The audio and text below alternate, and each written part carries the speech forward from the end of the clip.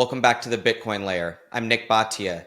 Today we welcome the team of Saving Satoshi, an amazing educational project focused on Bitcoin and understanding the Bitcoin protocol. Guys, welcome to the program. Thank you. Thanks for having us. So, Stacie, let's start with you. You've been on the program before. Why don't you tell people a little bit more about Saving Satoshi, where the project is today, and introduce your teammates, please? Yeah, of course. Hi, everyone. I'm Stacie. I work on the Bitcoin Dev project, and we are the creators. Well, we helped create Saving Satoshi, which is an interactive, engaging way to learn about Bitcoin tech. It's designed to be gentle and welcoming because we know that not everyone is best served by like a book or a lecture. So we tried to make something that was a little bit different. So it's a computer game. It's an RPG, and it's got this really fun sci-fi story with lots of jokes involved. And like we can get into it, but like these coding exercises, these exercises that take you into block explorers, into script debuggers, and all that good stuff.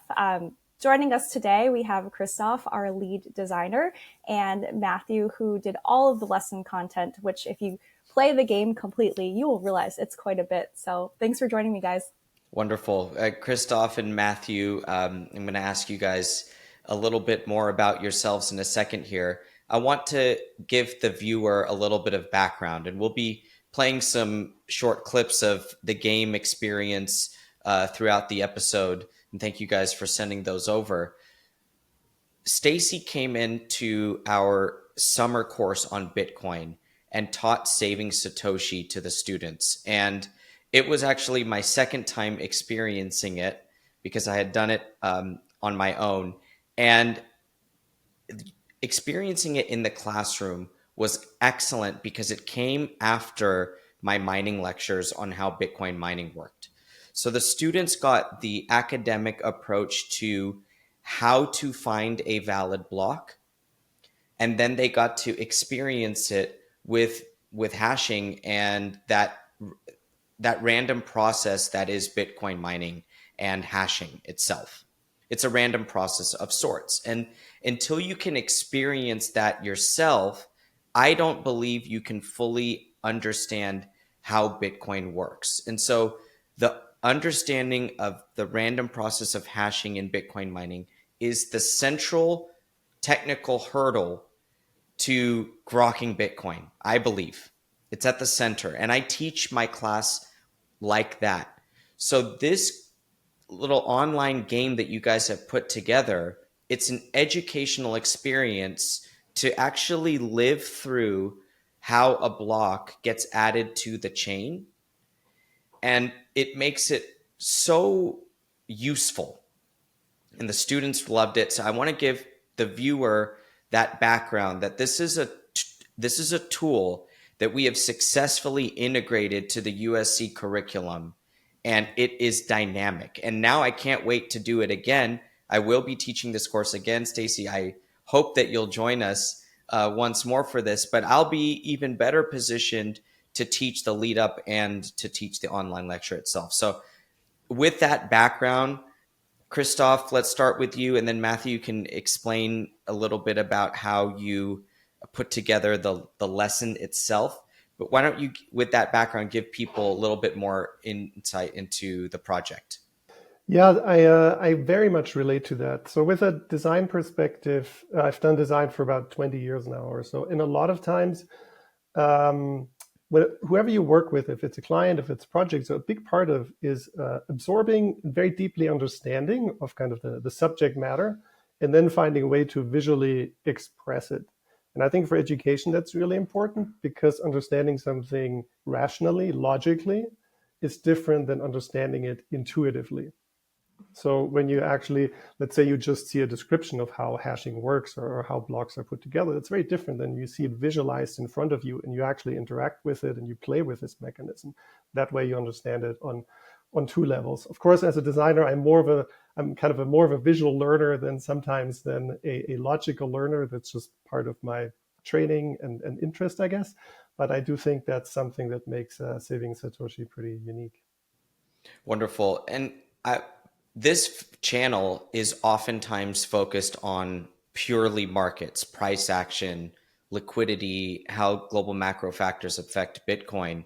But we take plenty of time out to think about the software itself and how it works and how the functioning of the software plays back into the investment thesis. This game has nothing to do with Bitcoin markets. It's inside the Bitcoin protocol.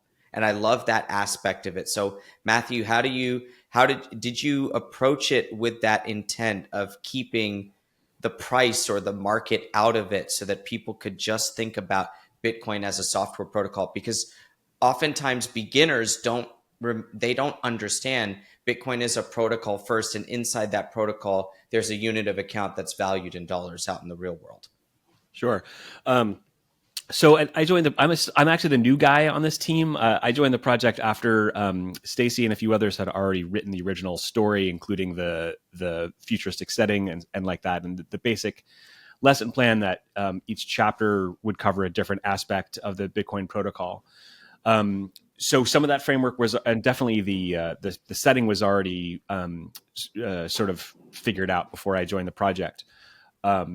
And like what you said about the price, yeah, like I work at Chain Code Labs, and we're all engineers here, and we forget that there's a price and there's an economy based around this thing. That ultimately this whole project is about money and humans.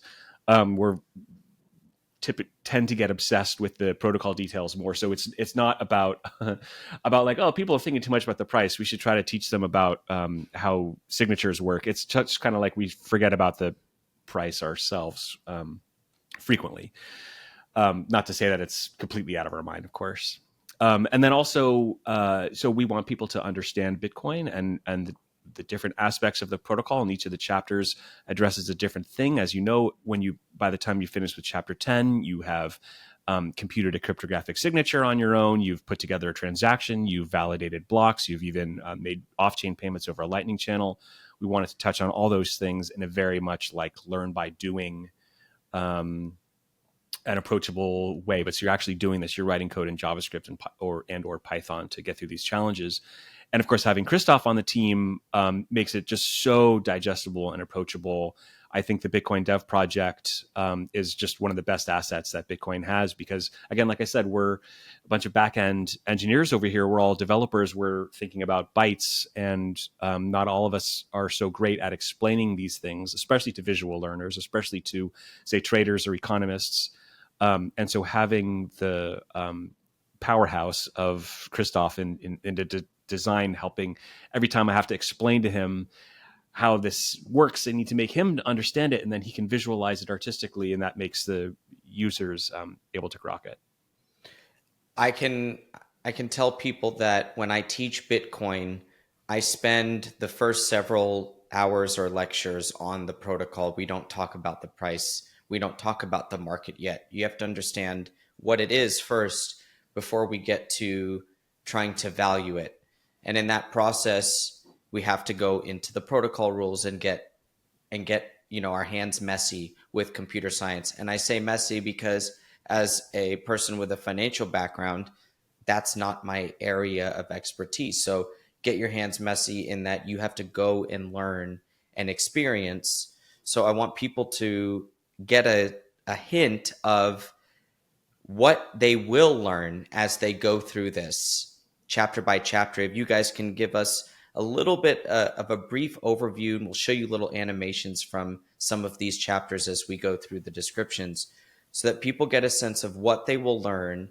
And maybe you can give a warning to which ones will require some expertise, which ones can have where you can have your AI open on the side and help talk through some of the things. Our students were doing that as we went through it as well. Yeah, I'd love to take that. Yeah, let's go through it. I'm ready to go. And I just want to also mention that we are very much in alignment in that we believe that understanding Bitcoin from a technical perspective is what seals the deal. And that's why it's so important to us to make this kind of low-level protocol understanding accessible to everyone. But as we look at Saving Satoshi as a game, we have 10 chapters, and the first 1 through 3 I often teach as a workshop either at conferences. We actually have one coming up at TabConf, which Matthew will be at, and we have another facilitator teaching it, another Matthew. And those chapters are really great to just do in person. The first one has you opening up the Genesis block and finding the secret message that Satoshi left for us, and then also taking a look at an op return, which we wrote that chapter long before any of the op return discussion right now. Chapters 2 and 3 get into mining. You learn about hashing, as you mentioned earlier, where the user actually gets to sit down and like type some gibberish into a keyboard and see the hashes change as their input changes. And then they get to see how hard it is to find a hash that starts with 1 0, with 2 zeros, with 3 zeros. And then we learn about the nonce, and we learn about like these little knobs that we have to change the input so that the output hash becomes different. And then in chapter 3, we get into some pooled mining where you learn about like the actual dynamics of the network and the difficulty and why hash rate is important and how to divide your rewards amongst your peers. And after that, the challenges get a little harder. They become a little bit more code heavy because this is a rigorous game by design. And so then we get into some public-private key cryptography. There's a short intro on elliptic curve cryptography. Thank you, Christoph. I know that one's kind of hard to teach, but being able to see the visuals is very helpful. And then we get into like lots more transaction stuff and lower level blockchain stuff, which I'll let Matthew talk about, but it's a little bit like transaction and block building. You guys know all about James Check at Check on Chain, and you know that he's one of our favorite analysts to go over what is going on in the Bitcoin market. And in Checkmate's opinion, the consolidation between $75,000 and $115,000 is evidence of a maturing market. Go to unchained.com/TBL to register for this event. On September 30th, James and the Unchained team will go through why ETFs are bringing more institutional allocation to Bitcoin and why this current consolidation is evidence that the Bitcoin market is building strength underneath it. This session is designed to help you understand what this bull run means for Bitcoin. Register now for access to a new on-chain metrics report from Check on Chain at unchained.com/TBL. Blockstream, where the future of finance runs on Bitcoin. Go to store.blockstream.com and use code TBL for 10% off. Pick up a Jade Plus hardware wallet. It integrates seamlessly with your Blockstream app, and it's the perfect way for both pros and beginners of Bitcoin to get started with your cold storage. Store.blockstream.com, use code TBL for 10% off. I want to ask you, Stacie, the technical hurdle for some of the middle to later chapters. I want people to have less fear if they don't have that computer science background. So what can people do if they really want to dive in and get all the way to the end, and maybe they're coming across language or screen or chapters that are overwhelming? What are some of the ways that they can break through? Yeah, so something we didn't anticipate was actually LLMs. It wasn't really a thing when we were making the game, but I have seen many people come through that don't have a solid background in computer science that were able to leverage ChatGPT or whatever to help them kind of get through the game. We do see it as a tool. The Bitcoin Dev Project will link, like throughout the game, you'll encounter some topics that you're not familiar with, and you'll get linked out to something called ChatBTC, which is basically ChatGPT, but the sources are all pulled from high quality places where you'll find technical Bitcoin discussion, like the mailing list, Delving Bitcoin, all that good stuff. So there are like ways for you to kind of break out of the game and do your own research, but we do encourage that you play this with friends. We think it's more fun with friends. We think learning in general is more fun with friends. So that would be the advice that I'd give. Excellent. And Matthew, go ahead. I was going to say that there's also hints. If you have no coding experience at all, it's not a terrible way to learn JavaScript or Python. And there are, for each coding challenge, there is a help page where you can flip a toggle to actually see the answer. I think you can copy and paste answers all the way through if you want. There's really we just want people to to get through it. And of course, you could break the code and see why it fails if you like. But so if you're struggling with something, you could also just go through that. But I think the important thing, like especially to like an audience of people who are maybe not technical or beginners, is that this is a great way to learn why Bitcoin is special. Maybe if you've heard, oh, it's digital, you can just copy it. You can copy it like a file. Why is Bitcoin so special? Like by the end of this game, you'll realize what the fundamentals are, and that plays into the economics. It's so important to explain that to people. Bitcoin is not some virtual asset. It is a system. And inside that system, there is a virtual asset that has attained value in the real world over time and increasing value. But that value is based off of the system, how it works, the rules of that system that hold it together. That's why the technical understanding is there. And you said something so important, which is that as you learn about Bitcoin's technicals, you understand why it's special. That's the key. That's what I really want people that might just be the investor folk out there that watch this channel. It's okay to have an investor only approach to Bitcoin. But if you really want to know why it's special, that will help you hold when the price goes down. Because fear might take over and then you might sell because you never learned what it was. So you might be just scared to own it. But if you know what it is, you're less scared to sell. I think this is something I can say from experience, because when I first heard about Bitcoin, not learned about it, but first heard about Bitcoin, this is in the 2013 to 15 window, I disregarded it as a virtual asset because I never looked into what it was. And I thought virtual asset, that's not something that I need to explore because I don't think I'll find what the value is there, right? Like a video game currency per se, as some people might want to compare it to. So Matthew, did you want to go through some of the other chapters technically and explain some of the things that you've built? Yeah. So as you go through the chapters, you will create a Bitcoin address, which involves key derivation. You generate a key, a private key, a secret key, convert that to the public key, and then take a hash of that and encode it in a certain way to get the actual human manageable strings that we pass around as addresses. That's an entire chapter. That uses libraries that we provide, the open source libraries, and it's a very basic thing. There's a checksum, and you can see how the protocol was written to create an address. And then you will also learn how to not just create a signature, but to verify a signature. And the story in the game is that somebody is claiming to be Satoshi and has provided a signature using a public key that is known to be Satoshi. And you write the code to prove that the signature is invalid.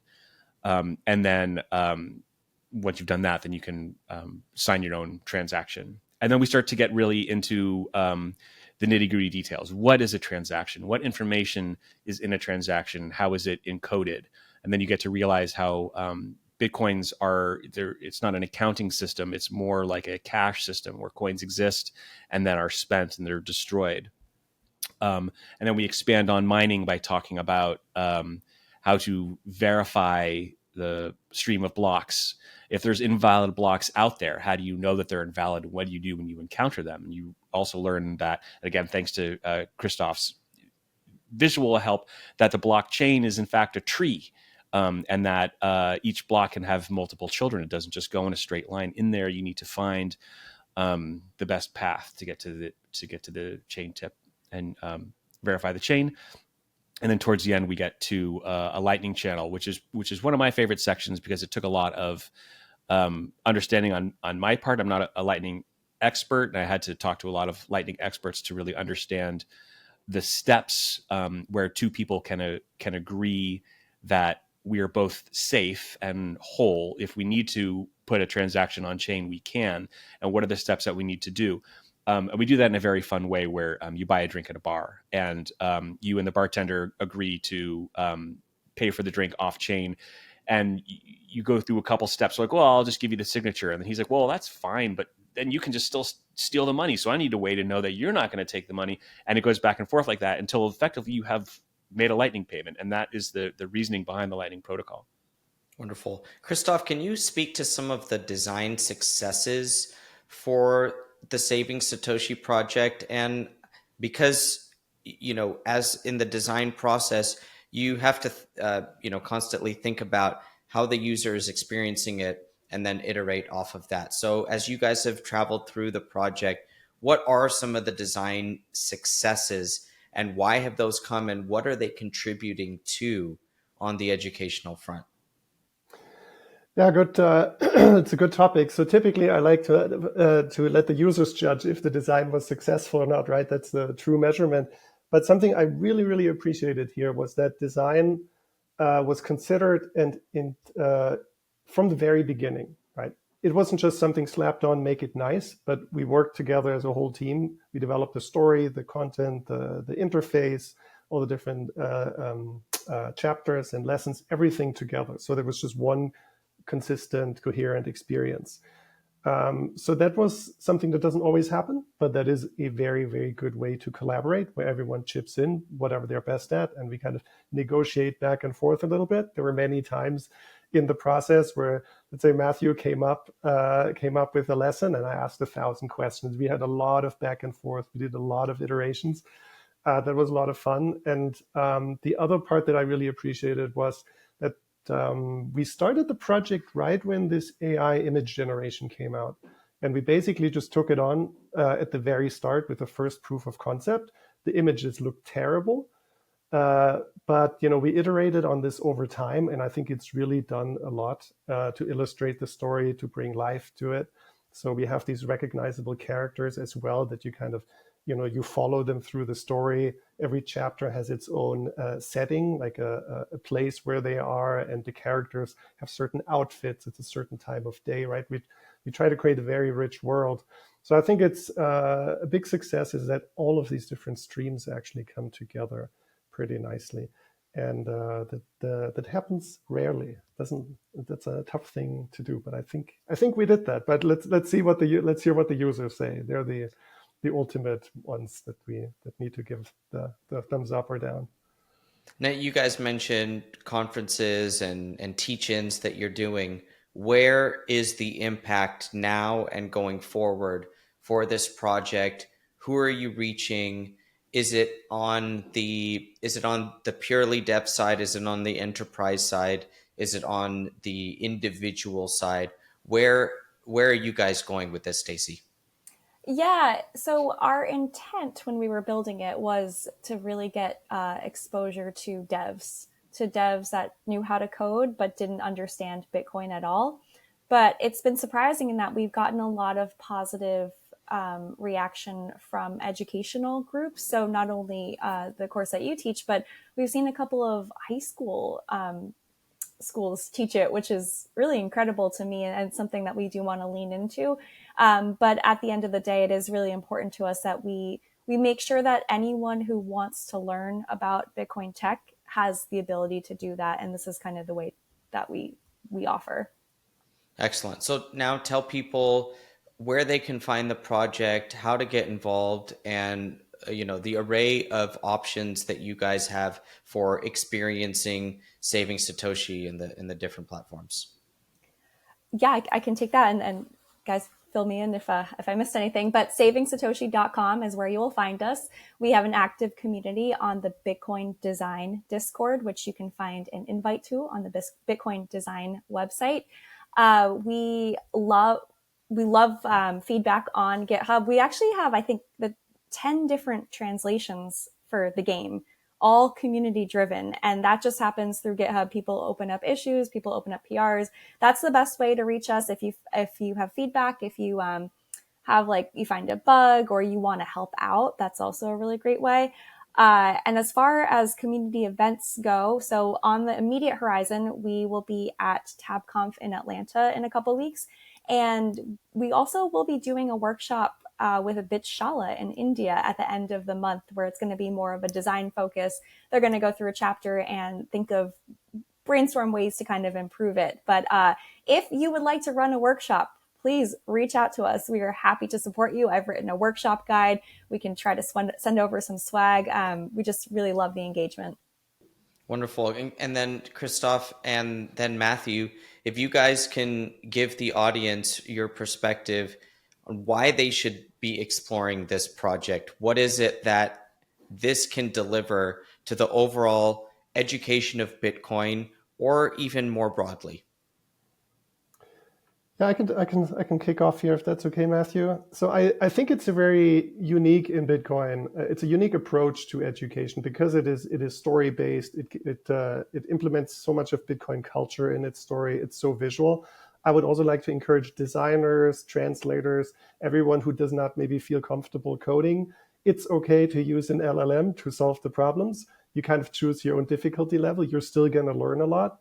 And like you said, Nick, the understanding kind of these basic primitives of Bitcoin is really, really worthwhile. Even if you don't code everything, you're still going to understand much better, like how mining works, what an address is, how blocks are constructed. Those are really important things. And like Nick, like you said too, they're going to make you much more comfortable with Bitcoin, and maybe they'll take you down an interesting route. Maybe you'll chip into Saving Satoshi, maybe to another project. You can choose your own adventure in a better way afterwards. Yeah, and I'll just add that after Saving Satoshi, there are other educational programs that we run here at Chaincode. One's called BOSS, Bitcoin Open Source Software. That usually starts in January every year. So I need to start prepping for that. And it's not a game; it's an educational program, and it's very difficult. But people who complete all those coding challenges are getting grants on OpenSats or jobs at Spiral and are entering the Bitcoin development community full time. And that's one of our goals here at Chaincode, is to find those people who want to work on Bitcoin and put them in an environment where they can work on Bitcoin. And Saving Satoshi is an excellent place to start if you've never looked at the Bitcoin code base. If you are a developer or you want to be a developer, it's just a great entry level. And if you race through it in a couple of days, hey, you're ready for the next challenge, and we're ready for you too. Matthew, Christoph, thank you guys so much for your perspective. And Stacie, why don't you send us off and just remind people where they can find Saving Satoshi? Of course, it's savingsatoshi.com. Wonderful. And every other platform. Yes. Stacie, Christoph, Matthew, the Saving Satoshi team, thank you guys so much for joining us today at the Bitcoin Layer. We hope that the audience goes and explores it. It's, of course, absolutely free, and it's a great place to learn about Bitcoin, the technical side, the software side, absent of the market that many people get caught up in, including ourselves. So thanks again, and we'll catch you guys next time. Thank you. Thank you so much, Nick.